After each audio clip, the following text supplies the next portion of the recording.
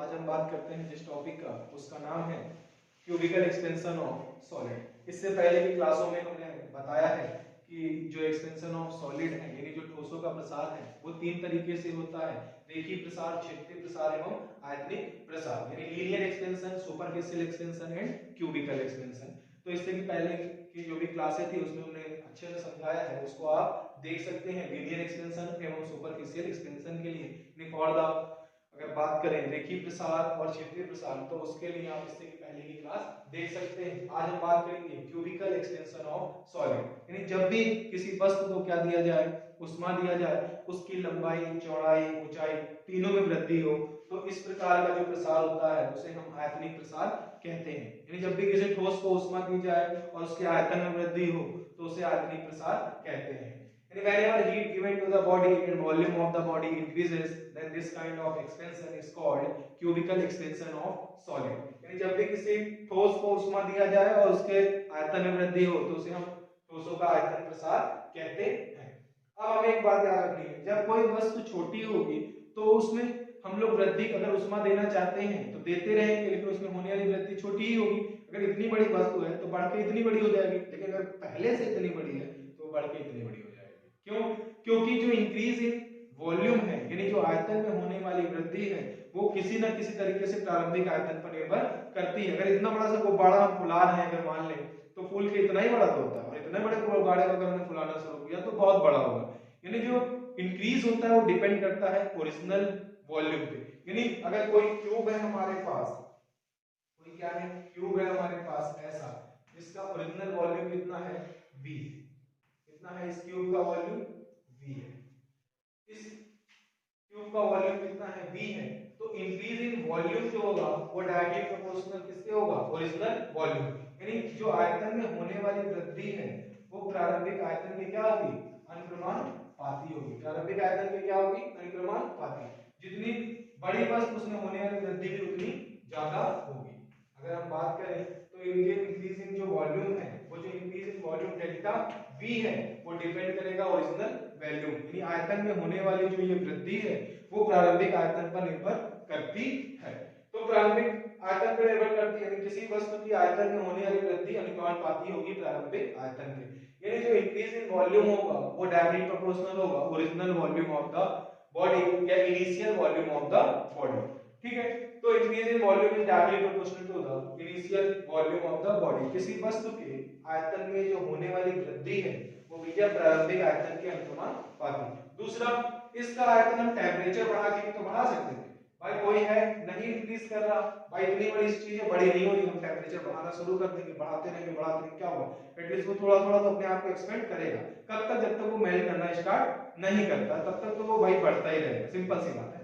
तो अगर हम देखना चाहें इसको तो हम कह सकते हैं कि भाई जो इंक्रीज है वो डिपेंड करता है ओरिजिनल पे और टेम्परेचर पे। ताप बढ़ेंगे तब भी इंक्रीज ज्यादा होगा, और ओरिजिनल वस्तु पहले से बड़ी होगी तब भी ज्यादा बढ़ेगी। तो increase in volume is directly proportional to the original volume and temperature increase.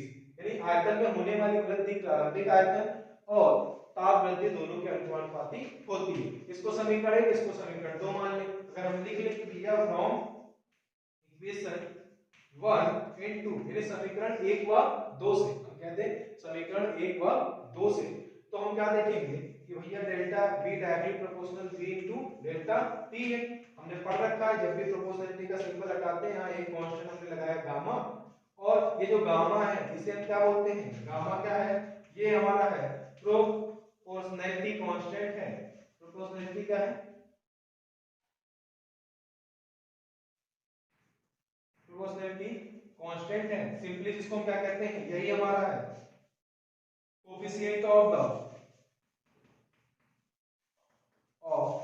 Cubicle expansion. ये हमारा क्या है, कोएफिशिएंट ऑफ क्यूबिकल एक्सपेंशन।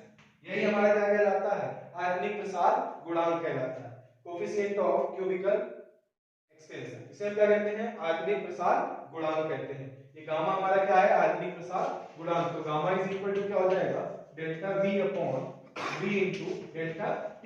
अब किसी ने मुझसे पूछा भैया बता तो दिया है तुमने कि ये आयतनिक प्रसार गुणांक होता है, लेकिन ये आयतनिक प्रसार गुणांक होता क्या है, किसी ने कह दिया भैया तुमने कहा तो है this is called coefficient of cubical expansion, लेकिन क्यूबिकल एक्सपेंशन की डेफिनेशन होती होगी या क्यूबिकल एक्सपेंशन कुछ तो होता होगा, तो हम कह सकते हैं भैया कि अगर हमने v को मान लिया 1 और डेल्टा t को मान लिया 1 डिग्री सेल्सियस, तो गामा जो होगा ना वो डेल्टा v के बराबर हो जाएगा। कोफिशिएंट ऑफ जो क्यूबिकल एक्सपेंशन है वो इंक्रीज इन वॉल्यूम के बराबर हो जाएगा। तो इस जगह से हम इसकी आसानी से डेफिनेशन यानी परिभाषा दे सकते हैं। तो हम कह सकते हैं if the temperature of a body of unit volume increased by unit degree centigrade, then increase in volume is said to be the coefficient of volumetric expansion। यानी हम कह सकते हैं कि if the temperature of a temperature ही तो बढ़ा रहे हैं किसका of a body of unit volume कितने से by a unit degree centigrade, then increase in volume is said to be the coefficient of volumetric expansion। यानी एकांक आयतन की वस्तु का जो ताप है एकांक डिग्री सेंटीग्रेड बढ़ाने पर उसके आयतन में जो होने वाली वृद्धि है उसे हम क्या कहते हैं, आयतन प्रसार गुणांक कहते हैं। यानी एकांक आयतन की वस्तु का ताप एकांक डिग्री सेंटीग्रेड बढ़ाने पर उसके आयतन में जो होने वाली वृद्धि होती है उसे हम आयतन प्रसार गुणांक कहते हैं।